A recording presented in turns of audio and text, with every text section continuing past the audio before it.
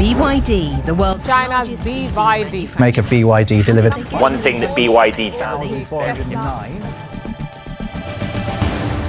cheap rubbish and poor man's choice. DBA 这种 DBA 它对 DBA 多一些。 In the fourth quarter of last year, BYD's pure electric vehicles sales topped Tesla's with 526,000 units sold, making it the world's largest pure electric vehicle manufacturer. So how did a 21-year-old car company pull this off? And what do Chinese consumers and existing car owners think about BYD? Today, let's dive into that. I'm Jack, and this is Where to Go. Back in 1994, the 28-year-old Wang Chuanfu quit his job in the state-owned system and founded BYD working on batteries. And that was just 2 years after he became the director of the Lab 301 in Gurin. Soon, BYD made some major strides in battery research and manufacturing process, eventually outshining its competitors in both performance and price, and becoming the global leader in batteries.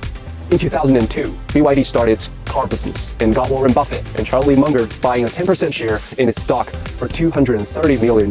They even compared this young boss to a mix of Edison and Jack Welch, praising him not only as a brilliant inventor, but also as a stellar manager. Over the next decade, BYD surged ahead and clinched a spot among the top 10 global automobile companies and snagging the #1 spot in global electric vehicle sales. So how do Chinese consumers feel about this homegrown brand? And what's the word from BYD owners? Today, we're in Chongqing, China, hitting the pavement and chatting with folks to get a scoop on BYD.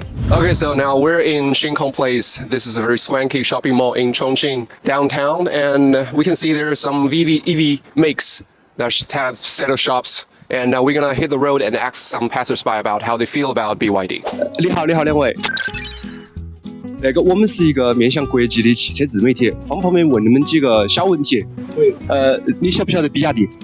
晓得比亚迪。你觉得比亚迪怎么样？名气比较好啊，还在出口呗。下一辆家里要换车的话，你会不会让你的子女或者说你个人会买一辆比亚迪？那个可能要求我小孩来决定，我的孙女来决定。他现在正在考驾。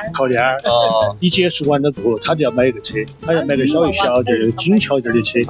但是我可以给他做一定的动员工作。至于结果如何，还是要他决定。还有一个问题就是，你身边现在有没有人开比亚迪？绕劲儿都是开的比亚迪。我们内家一个亲戚他开的比亚迪。我问一下，你们现在是家里有什么车？我这几个迈腾车，德国车。非常感谢。帅哥你好，我们是一个汽车自媒体，方便问你一下几个关于比亚迪的小问题。可以。你晓不晓得比亚迪？我知道。你身边有没有人在开比亚迪？没有。方便问一下，就是你现在就是多少岁了？你什么职业？才毕业24岁，然后自己是做新媒体的。那你如果说你要买车的话，你会不会去选择比亚迪？可能会有选择，因为比亚迪目前来说价格是比较便宜的。然后现在推出的新款车型也是比较符合年轻人的审美啊。比如说汉这款车型，我都觉得非常帅。好的，非常感谢。谢谢。首先就是你晓不晓得比亚迪？晓得。你身边有没有人在开比亚迪？有。他们对于比亚迪的印象是啥子样子？还好吧。个人要换车，或者说身边人要换车，你个人会不会去推荐比亚迪？我还不是很了解的，不了解。那方便问一下，你自己有没有车，或者说开的什么车？有。方便说一下是啥车吗？保时捷。你晓不晓得比亚迪？我晓得。你对比亚迪是一个啥子样子的印象？我感觉应该做得挺不错的，品牌挺不错的。你身边有没有人开比亚迪？身边倒没太注意，但是感觉就是街上还是挺多人开的。如果说你要买车，或者说你身边的朋友会买车，你会不会推荐他去考虑比亚迪？主要是我对比亚迪了解也不是很多，然后如果要买的话，肯定就是还是会在市场上多对比吧。首先就是你们晓不晓得比亚迪？晓得啊，肯定晓得。你们身边有人开比亚迪吗？有啊。他们这车主对于个人车印象怎么样？都还可以，用了段时间都没换车嘛。好，那方便问一下，你们有没有车？有一个。那你们如果说下一个要换车的话，你们会不会考虑比亚迪？我们现在有那个别克嘛，比亚迪的话看哪个价位的了。好的，谢谢，非常感谢。首先就是您知道比亚迪对吧？知道。身边有比亚迪的车主或者是朋友是跟比亚迪相关的吗？有的，很多年龄相仿的都在开这个车。那他们对于这个比亚迪的品牌印象是怎么样？首先是国货嘛，国产的。然后新能源这块呢，它的汽车我认为技术也比较相对于其他那种同行车商来说啊，技术肯定比较成熟，进入新能源这个行业比较早，然后从价格方面呢，它性价比来说，对它的综合评价都比较不错，还是可以。那方便透露一下您是什么相关的职业吗？我是一名职业律师。您下一辆要买车的话，会考虑比亚迪吗？目前哈，这个职业他了解是了解，但是因为这个职业他可能需要这种 BBA 这种，因为这种大众他对这个职业的认可，他觉得比如说我开小米或者开其他的那种新能源车，但是一般的那个老百姓他如果看到律师开这个，他可能都不认识，但是你就是一个传统那种根深蒂固。所以我也在想，有时候像比亚迪这种，如果它能够达到 BBA， 它对那种就是给他的一个感受，如果能提高到这种的话，可能会更好一些。目前的话，因为周边的律师其实 BBA 多一些，然后目前的话更多一些，它为了牌面嘛，因为华为它最近的热点比较多，它可能开那个问界系列的也比较多，有头有脸的或者那种国企啊或者大一点的政府部门单位需要对这些业务的话，它可能就华为问界系列的。那方便问一下，您现在开的什么车吗？现在的话，其实还没开，也会倾向于选 BBA 的一个新能源这种。好的，非常感谢，谢谢。方便介绍一下采访，我们是一个面向国外的汽车自媒体。我呀，讲啥子啊？我需要讲英语吧？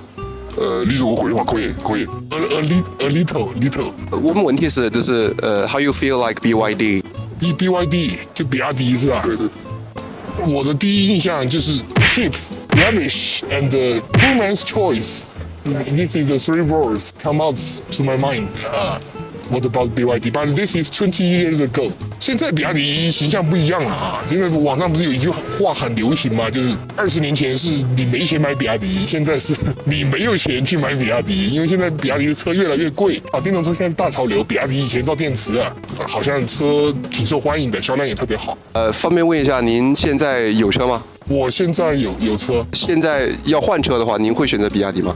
我不会选比亚迪，因为就比亚迪这个形象，我就还是觉得第一个它还是有点廉价的那个感觉，这个我童年的记忆挥之不去啊。那个比亚迪的那个 F3的那个形象让我印象深刻，这是第一点。也就是比亚迪整体的设计和它的品牌形象给我感觉不是特别的年轻啊，因为我还是比较喜欢一些时尚啊，但是比亚迪的技术我不担心，毕竟它在这个里面深耕了很久啊。但是就是这个品牌形象我是不太喜欢啊，就总之我也感觉老年人开的或者是中年人开的啊，所以他们销量很大啊，我是不太喜欢。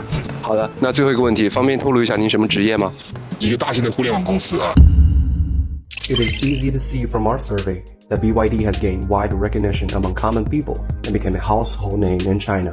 And the younger generations, without any bias of their cheap knockoffs in the early stage, are warming up to embrace the domestic brand. However, they haven't managed to elevate their image to the next level, or to win over social elites who still prefer German names, as in those we call BBA for whatever reasons. And there are female consumers awaiting their ice break. Tune in next week for more. We'll be breaking down several BYD models, including the Seal, Dolphin, Han, Atto 3, and more. Chatting about the pros and cons after years of use. The episode's already in the can. With over 1,000 likes, we will release it. If you have other Chinese cars you want to see, feel free to tell us. Click that like and subscribe button. See you soon.